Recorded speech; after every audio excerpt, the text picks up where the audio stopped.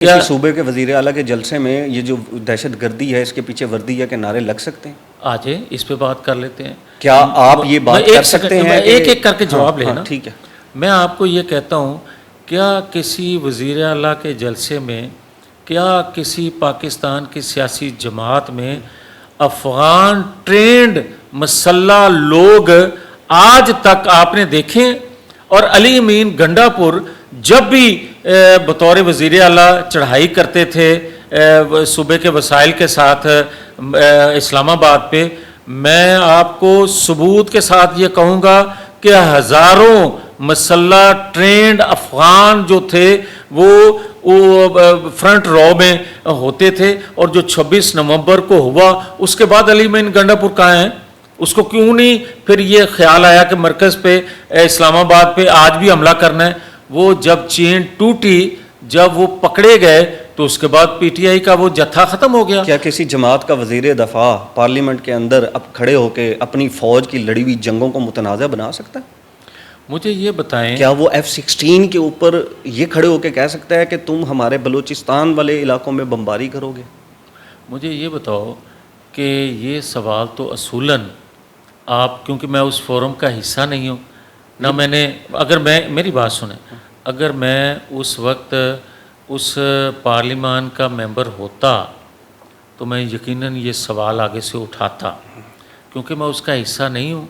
एक दफ़ा मेरी मौजूदगी में इमरान खान ने बतौर प्राइम मिनिस्टर उस असेंबली में बात की थी कि पाकिस्तान के लोगों को इस अदारे ने सस्ते महंगे तरीन दामों अमेरिका के हाथों बेचा। बतौर प्राइम मिनिस्टर उसने असेंबली फोरम पे खड़े होकर ये बात कही थी।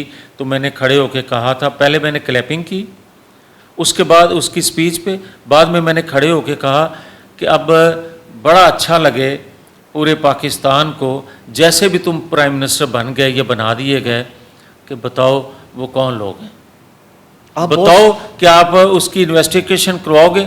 जब उसने बतौर प्राइम मिनिस्टर अमेरिका में जाके ये बात कश्मीर के हवाले से, जो ट्रंप साहब मौजूदा जो हैं उनके साथ बात की, और पाकिस्तान आके उसने कहा कि मुझे आज ऐसे महसूस हो रहा है जैसे मैं दूसरी दफ़ा वर्ल्ड कप जीत के आ रहा हूँ, तो अगले दिन कश्मीर आपके हाथ से निकल गया।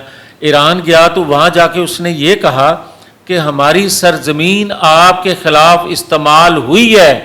बतौर प्राइम मिनिस्टर उसने जाके इतराफ़ किया, जैसे नवाज शरीफ साहब ने मुंबई हमलों के ऊपर कहा था। भाई मुझे ये बताएं कि जो कुछ उस वक्त, जिसको आप डॉन लीक्स कहते हो, एक सेकंड, जिसको आप डॉन लीक्स भी कहते हो, क्या उसके बाद उसी चीफ, आर्मी चीफ ने, कमर जवेद बाजवा ने उससे बढ़ के बातें नहीं की? कमीशन बिठाएं, आपकी हुकूमत है। मेरी बात तो सुने ना भाई। तो क्या उस अदारे ने, क्या उस पॉलिसी साजों ने, क्या बाकी हलकों ने, क्या बाकी अदारों ने, जो जिस तरह नवाज शरीफ को गद्दार कह के चार्जशीट किया था, किसी ने आज तक उनके मतलब बात की? मियां साहब, आपकी मैं हर बात से मुत्तफिक हूँ, इमरान खान गद्दार है, मैं नहीं कहता, बहुत स्ट्रेट फॉरवर्ड है। आप कहते हैं कि फांसी लगा, नहीं, मैं ये कह रहा हूँ, मैं चार कोई और, एक सेकंड, कोई और इतने, किसी और ने इतना नहीं कहा जितना उसने किया। मेरी ज़ीशान, एक तो ये भाई क्लियर कर लो, मैंने ये नहीं कहा कि इमरान खान को फांसी चढ़ा दो। मैंने ये बात कही है कि यही बात में शेखुपुरा में एहतजाज हुआ, गधों के ऊपर लिखा हुआ था इमरान खान का नाम और लिखा हुआ था फांसी पे लटकाओ।